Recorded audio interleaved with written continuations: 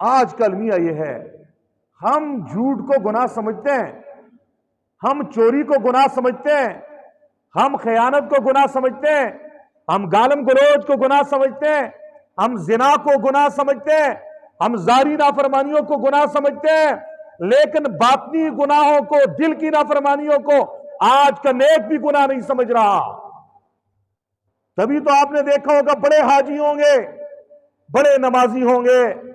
بڑے متقی پرہیزگار ہوں گے، بڑے امیر صاحب ہوں گے،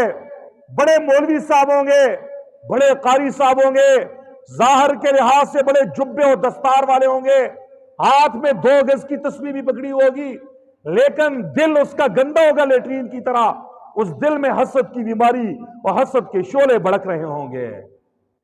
رب ذوالجلال نے قرآن کریم میں واضح اعلان فرمایا، وَذَرُوا ظَاهِرَ الْإِثْمِ وَبَاطِنَهُ، ظاہری گناہوں کو بھی چھوڑو، باطنی گناہوں کو بھی چھوڑو، ظاہری نافرمانیوں کو بھی چھوڑو، باطنی نافرمانیوں کو بھی چھوڑو۔ باطنی نافرمانیوں میں سے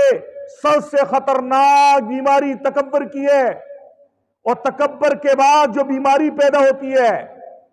اس بیماری کا نام حسد ہے۔ اس بیماری کا نام کیا ہے؟ حسد ہے۔